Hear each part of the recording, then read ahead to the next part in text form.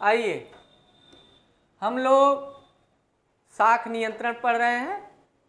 RBI द्वारा जो credit control किया जाता है, इसको दो भागों में बांट देते हैं, मात्रात्मक और गुणात्मक, क्वांटिटेटिव एंड क्वालिटी। तो क्वांटिटेटिव में हम लोग देखें कि तरलता समायोजन सुविधा यानी लिक्विडिटी एडजस्टमेंट फैसिलिटी, इसको करने के लिए आरबीआई दो तरीके है उसके पास, एक रेपो और दूसरा रिवर्स रिपो। इसको हम लोगों ने पिछली बार देखा, रिपो और रिवर्स रिपो है क्या, लेकिन इसमें कुछ अन्य फैक्ट से इसको डिफरेंट करेंगे, अलग अलग करेंगे। जैसे आइए देखिए, पहला आप लोगों को ये बताना है कि जब मार्केट में लिक्विडिटी बढ़ानी हो, ध्यान से, जब देश में यानी कंट्री में तरलता बढ़ानी है, तरलता को क्या करना है, बढ़ाना है, इंक्रीज करना है, लिक्विडिटी इंक्रीज करना है, तो आप बताइए कि रेपो का यूज करेगा कि रिवर्स रेपो? दुआ टू है, फट से बोल देंगे और कुछ हो जाएगा। तो हम समझाते हैं, रिपो यूज करेगा कि रिवर्स रिपो? तो आइए देखिए, दो ही है। अगर तरलता बढ़ाना है, इसका मतलब उधार देना है बैंकों को, तभी तो बैंक जनता को देगी। समझिए बात को, हमारे पास पैसा कैसे ज़्यादा आएगा? जब बैंक को मिलेगा, उसके पास पैसा खूब रहेगा, तभी तो हमें देगा। तो बैंक को तभी मिलेगा जब ये उधार आरबीआई देगा, यानी रिपो। तो जब रिपो का यूज होता है, आरबीआई से पहुंच गया बैंक, बैंक को मिला ना उधार। रिपो दर क्या है? वह दर है जिस दर पे आरबीआई बैंकों को उधार देता है, शॉर्ट टर्म के लिए देता है, हाँ, हालांकि एक निश्चित समय बाद वापस ले लेता है, उसमें टर्म लिखा होता है कितने दिन के लिए उधार चाहिए, इस शर्त के साथ। लेकिन आरबीआई जब बैंक को उधार देता है, तभी तो जनता को ये उधार देगा, पब्लिक को, तभी तो देश में तरलता बढ़ेगी। तो रिपो का यूज जब करता है, रिपो करता है बैंक आरबीआई, तो इसका मतलब सबके पास पैसा बढ़ जाता है, ठीक। लेकिन अगर तरलता घटाना हो तब ठीक उल्टा हो गया।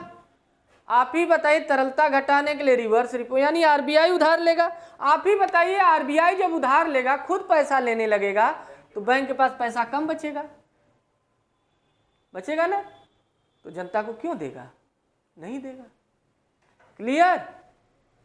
मान लीजिए, तो ये दोनों टॉपिक याद रखना चाहिए। रिपो से क्या होता है?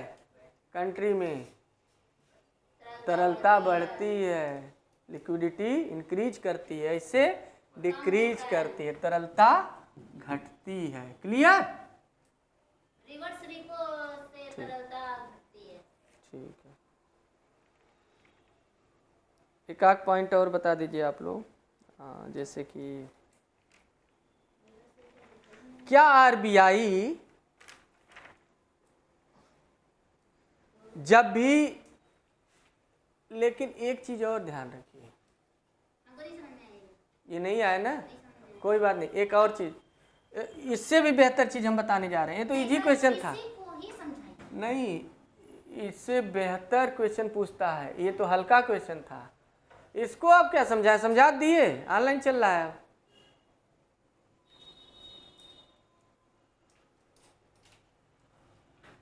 ध्यान से सुनेंगे तो बिल्कुल समझ में आएगा। जब इसको समझ में आ गया, उनको आ गया, तो कैसे नहीं आ सकता? आइए देखिए, एक क्वेश्चन पूछता है कि रिपो और रिवर्स रिपो, रिपो और रिवर्स रिपो दोनों घटाने से क्या पड़ेगा? दोनों घटा दिया जाए, ध्यान से देखिएगा, दोनों घटा दिया जाए, रेट घटा दिया जाए। क्या घटा दिया जाए? दोनों का रेट, इसका भी रेट घटा दिया जाए तो क्या होगा? यही क्वेश्चन था हमारा। तो देखिए, हाँ, रिपो यानी जो पहले 4% पे ब्याज पे उधार मिलता था बैंकों को, अब वो 3% 2% पे उधार मिलेगा तो बैंक फट से लेंगे।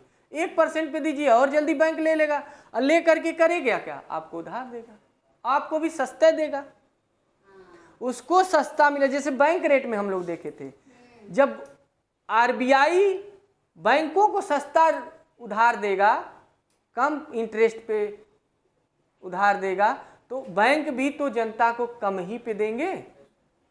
अगर इनको 2% पे मिलेगा तो जनता को 3 या 4% पे बांट देंगे, तो अब जनता आसानी से ले लेगी कि सस्ता ब्याज मिल रहा है, हमें सस्ते ब्याज पे उधार मिल रहा है, आसानी से ले लेगी। तो आप बताइए, यही तो था, वही तो वहाँ भी था। तो रिपो और रिवर्स रिपो क्या है? अगर ये दोनों घटा दिया जाए तो क्या तरलता बढ़ेगी कि घटेगी? बढ़ेगी। ठीक है, यही क्वेश्चन था हमारा वहाँ भी। दूसरा थोड़ा सा हटके था, रिपो और रिवर्स रिपो। ध्यान दीजिए, रिपो और रिवर्स रिपो दोनों बढ़ा दिया जाए तो क्या होगा?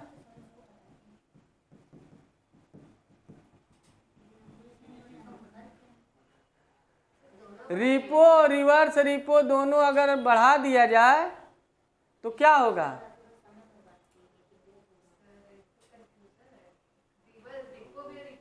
हाँ, बढ़ा दिया। देखिए, आरबीआई जब भी करता है दोनों बढ़ाता है, 1% का अंतर रखता है, दोनों बढ़ाता है, दोनों घटाता है, सतवां है। अब देखिए, रिपो मान लीजिए 5% कर दिया, रिवर्स रिपो 4%, तो बढ़ नहीं गया? तो दोनों बढ़ा देगा तो आप ही बताइए ईमानदारी से, आरबीआई लेगा इसको? अरे व्यापारिक कमर्शियल बैंक लेंगे? महंगा पड़ेगा ना, महंगा पड़ेगा, नहीं लेगा। तो जनता को भी नहीं देगा, तो इस मतलब जनता भी नहीं लेगी। अगर मान लीजिए ले ली तो 5% पे ले रही, तो जनता को कितने पे देगी? 7%। महंगा पड़ रहा है, यहाँ तो कम पे जनता को मिल रहा था। तो अब जनता लेगी नहीं, पब्लिक लेगी नहीं, तो महंगा पड़ेगा, नहीं लेगी यानी महंगा पड़ रहा है। इसका मतलब ये रिपो या रिवर्स रिपो बढ़ाने से तरलता घटेगी। आइए पीछे का बता दें हम, पीछे का ये कुछ नहीं था, ये पूछ रहे थे हम कि देश में तरलता बढ़ानी है तो क्या करेंगे, रिपो का यूज करेंगे कि रिवर्स रिपो का? तो देखिए, रिपो यूज करेंगे तो रिवर्स भी करना होगा, दोनों साथ ही साथ घटेगा। तो ये क्वेश्चन बहुत सही नहीं था, वो वाला सही था, क्योंकि रिपो अगर घटाएंगे 2% करेंगे तो ये भी घट के 3% हो जाएगा, क्योंकि दोनों ये 2 करेंगे तो ये 1% करेंगे। कितना? 1%। क्योंकि आपको हमेशा बताए हैं कि रेपो और रिवर्स रिपो में कितने का अंतर होता है? 1% का। तो जब इहो घटा दिए तो इहो घटाइए, तो दोनों घटेगा, दोनों घटेगा, तो देश में तरलता बढ़ेगी। जब भी आरबीआई करता है दोनों एक साथ करता है, या तो रिपो रिवर्स रिपो दोनों कम करेगा, दोनों बढ़ाएगा, लेकिन मार्जिन जो दोनों के बीच का है ये 1% का रहेगा ही रहेगा। अगर इसको 10 भी कर देगा ना, 10% ब्याज, तो इसको 9 करेगा, ये मार्जिन रहेगा। अगर इसको 6.5% किया तो इसको रखेगा 5.5%। ये नियम है, आरबीआई अपने से बना रखा है। क्लियर? तो हम यहाँ जो कहे ना कि देश में अगर तरलता बढ़ानी है तो रिपो घटा दीजिए, जब रिपो घटाएंगे तो रिवर्स रिपो भी तो घटाएंगे।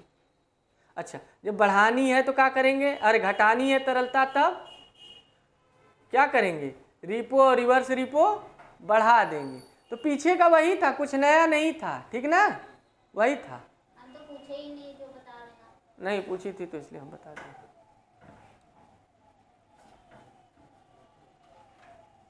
आया समझ में?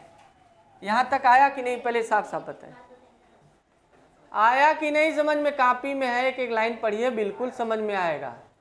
नहीं आएगा तो अभिषेक मत बनिए कि ना नोट्स है ना ऑनलाइन है तो हम कैसे पढ़ें, सब पढ़ लेंगे। चले आगे देखिए,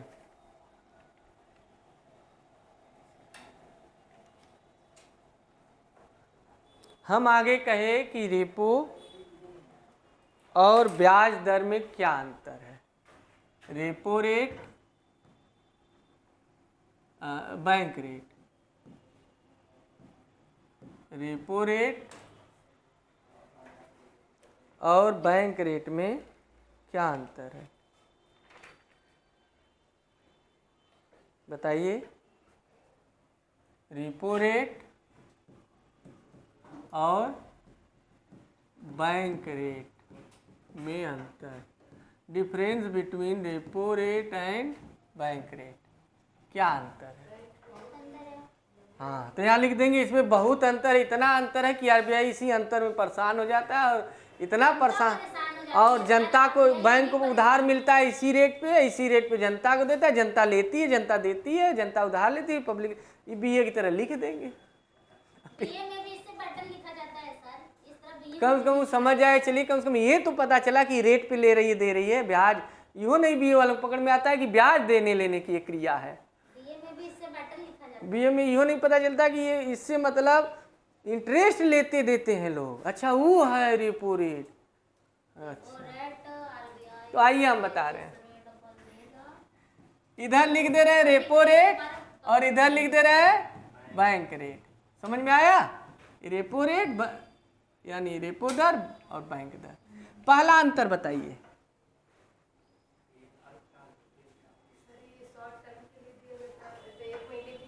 हाँ, 60 टर्म के लिए, अल्प अवधि के लिए, मैक्सिमम 6 महीने के लिए है, और एक बता दें लॉन्ग टाइम। लॉन्ग टर्म के लिए, दीर्घ अवधि के लिए, क्या बोलेंगे? दीर्घ अवधि के लिए, ठीक है, दीर्घ अवधि। ये दूसरा, इसमें ये फिक्स रहता है कितने टाइम के लिए लेंगे, अरे वही बतिया हो गई। उधार यानी ऋण लेने की अवधि, उधार की अवधि फिक्स है, निश्चित है, निश्चित है, निश्चित समय बाद पैसा लौटाना ही पड़ेगा और प्रतिभूति लेनी पड़ेगी। लेकिन इसमें उधार नहीं रहता की अवधि जो है, पीरियड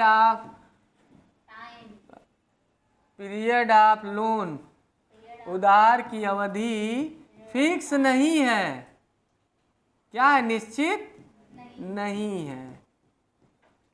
ये दो मेजर पॉइंट है। इसमें रहता है कि एक निश्चित अवधि बाद हम लौटा देंगे, जबकि उसमें और इसका ब्याज, दो अंतर है। इसका रेट, ब्याज का दर अधिक होता है, हाँ,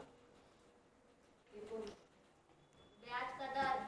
हम रिवर्स रिपो पढ़ा रहे हैं, इसका तो बहुत ज्यादा है, इसका तो साल का रहता है ना 6%, इसका तो 4-3 यही रहता है। हाँ, इसका मंथली रहता है। हाँ, और इस रेट पर भी बैंक उधार लेते हैं व्यापारिक, और इस रेट पे भी उधार लेते हैं, लेकिन दोनों के उधार में क्या अंतर है? यही अंतर है कि कम अवधि के लिए ये लंबी अवधि, ये उधार वापस कर देंगे निश्चित अवधि बाद, और ये निश्चित अवधि बाद रिटर्न करने की कोई मैंडेटरी प्रोविजन नहीं है, कोई मैंडेटरी प्रोविजन नहीं है, कोई बाध्यता नहीं है। समझ रहे हैं ना? अब दूसरा टर्म सिखाने जा रहे हैं आपको। बैंक दर और रेपो रेट में अंतर तो आपने सीख लिया। खुले बाजार की क्रिया और रेपो रेट में क्या अंतर है? खुले बाजार की क्रिया यानी ओपन मार्केट ऑपरेशन, ध्यान से सुनेंगे ना तो बिल्कुल आएगा, मुंह से आवाज नहीं आएगी तो आंसर तुरंत आ जाएगा, आवाज आएगी तो नहीं आएगा। खुले बाजार की क्रिया और रेपो रेट में अंतर बात करेंगे तो फिर हम दोबारा नहीं बताएंगे। बताइए, पूछेंगे ही नहीं कभी। दोनों में क्या अंतर है, खुले बाजार की क्रिया और रेपो? अब तो बता दीजिए कुछ जो आप लोग जानते हैं। जानते ही नहीं। कुछ तो बाजार में नहीं घूमते हैं,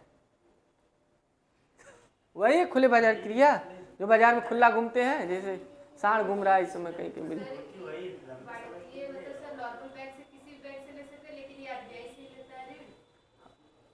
खुले बाजार की क्रिया में होता क्या है? इसमें क्या रहता है कि आरबीआई बैंकों को कुछ न कुछ बेचेगा प्रतिभूति, या फिर बैंकों से प्रतिभूति लेगा, सिक्योरिटी लेगा। यही नहीं करता है, सिक्योरिटी की खरीद बिक्री करता है, इसमें यही करता है। याद आ रहा है? या तो बेचेगा या खरीदेगा। रेपो में भी तो लेकर के ही दे रहा है, भतिया तो वही है, तो फिर समस्या क्या है?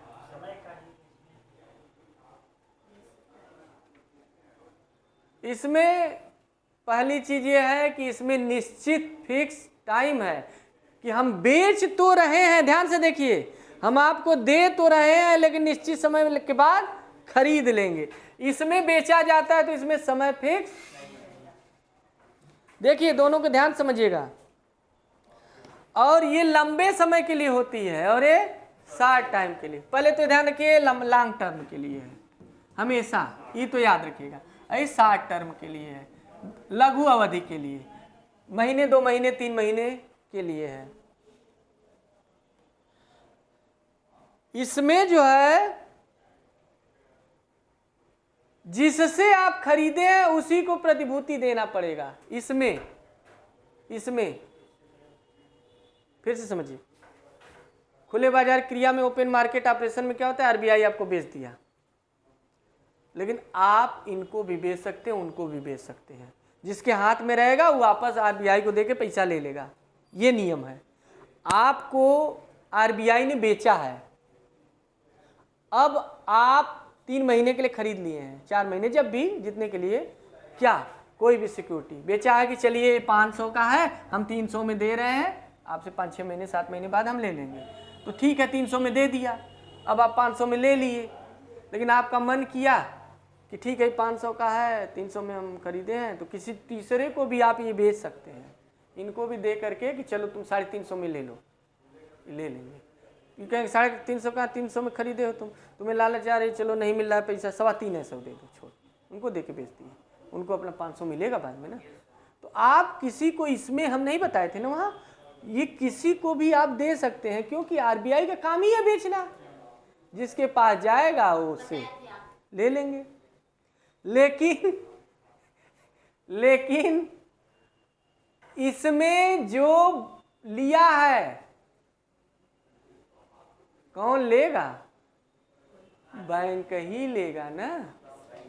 तो बैंक अपने पास रखा है, वो कुछ नहीं कर सकता, और आरबीआई अपने पास रखी है, वो दूसरे को नहीं दे सकते, वो अपने ही पास रखेंगे। क्लियर?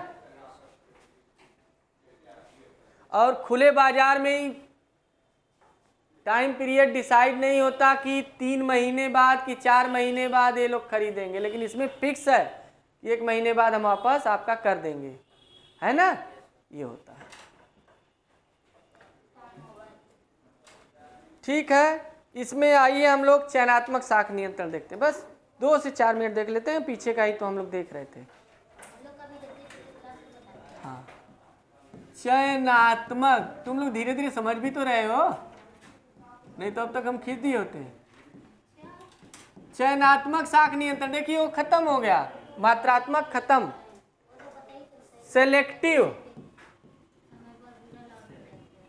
Selective credit control.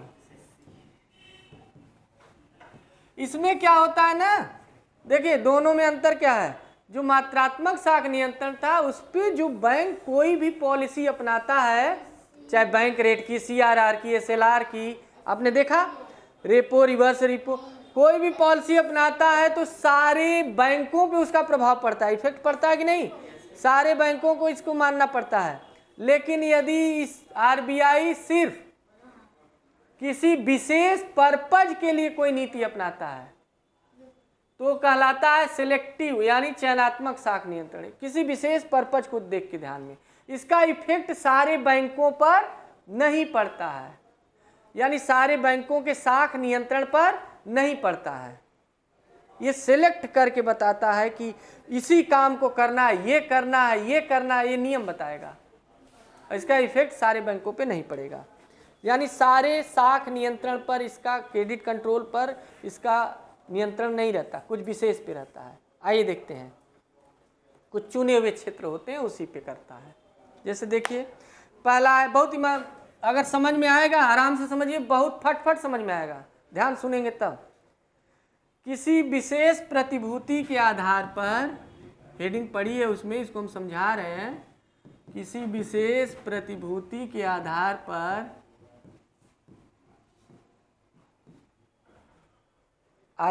पर ऋणों के लिए न्यूनतम मूल्यांतर, ऋणों के लिए न्यूनतम मूल्यांतर, इसी को मार्जिन बोलते हैं। क्या बोलते हैं? अभी हम समझा रहे हैं। देखिए, ये पहला काम है, पहला उपाय है चयनात्मक वाले में।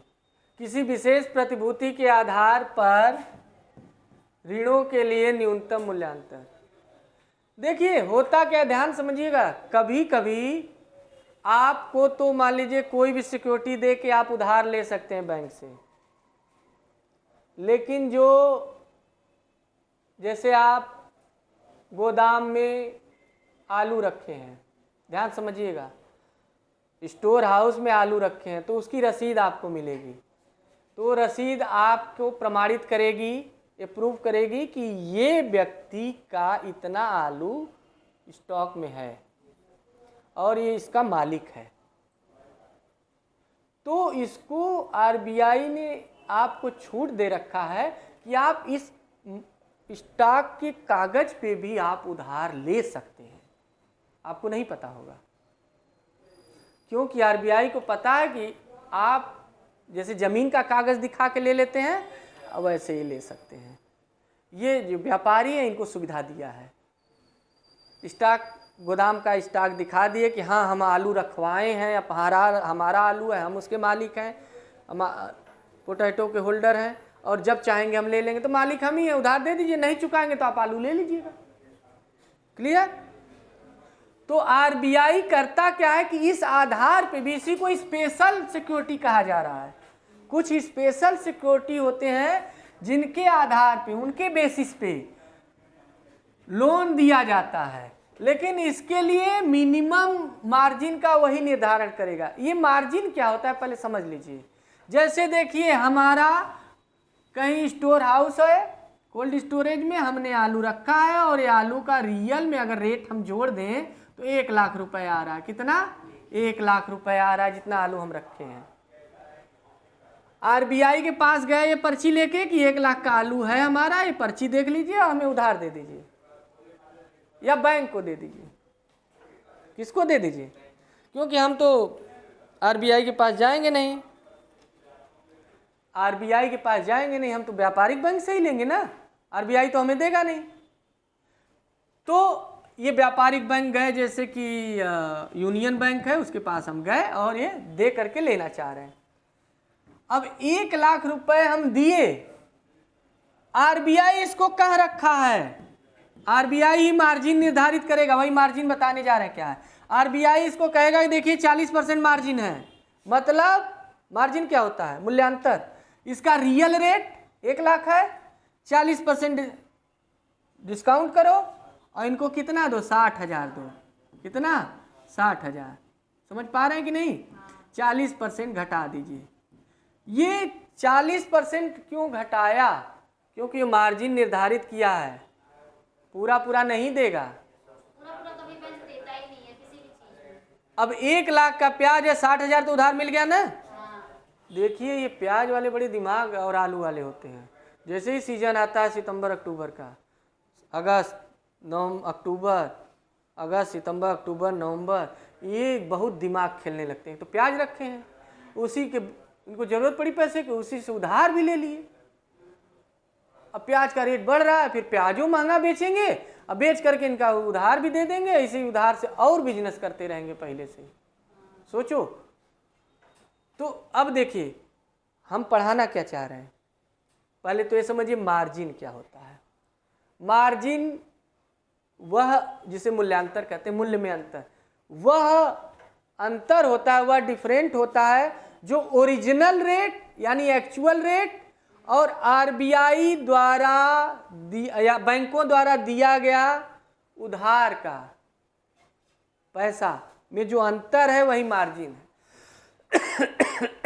मूल्यांतर वह है, मार्जिन उसे कहते हैं जो किसी वस्तु का वास्तविक मूल्य और इसका चुकाया गया मूल्य, रियल वैल्यू और इसकी मापी गई वैल्यू, दोनों के डिफरेंट को क्या बोलेंगे? मार्जिन। समझ में आया? नहीं आया? इसका प्याज का कितना रेट था? 1 लाख। दे कितना रहा है? 60। यही अंतर मार्जिन है।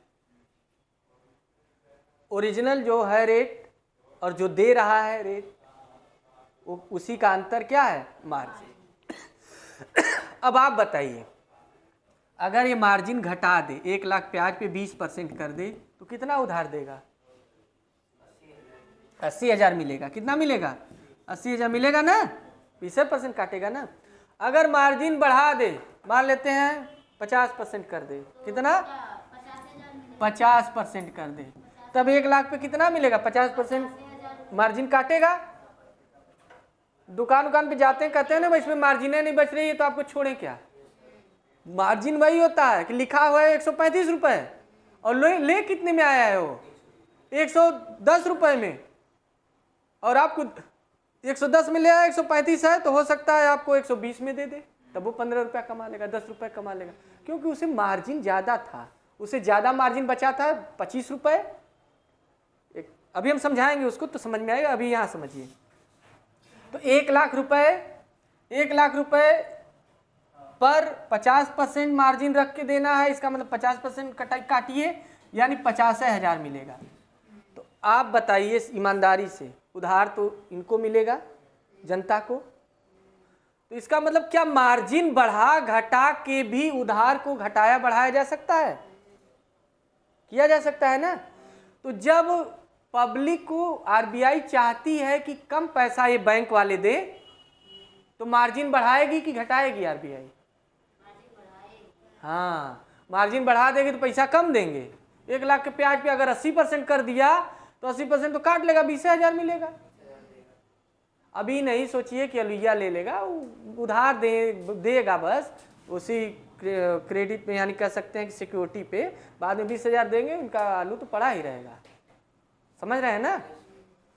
तो मार्जिन बढ़ा के उधार देने का जो प्रोसेस है उसको कम कर सकता है, और मार्जिन घटा के उधार बढ़ा देगा, यानी उधार ज़्यादा मिलेगा लोगों को। अब जो आप कह रहे थे कि मार्जिन जो, उसको आइए समझिए, हम बता रहे हैं। जैसे 105 बस छोड़ देते हैं, एमआरपी मान लीजिए 135 रुपया लिखा है। ध्यान समझिए, दुकान वाले कहते हैं ना कि मार्जिन हमें कम बच रहा है, तो 135 रुपया का ये एमआरपी है। ध्यान से देखिए, इनको मिला है 105 रुपए में। कितने में मिला है? 105 में। मतलब कितना मार्जिन आया? 30 रुपए का मार्जिन। तो उसको कितना मार्जिन मिला?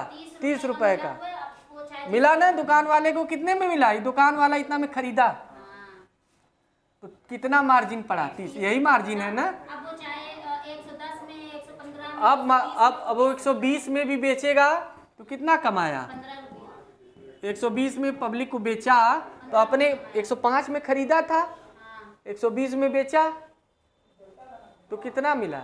15 रुपए। और आप भी खुश हो गए कि हमें कितना छोड़ा?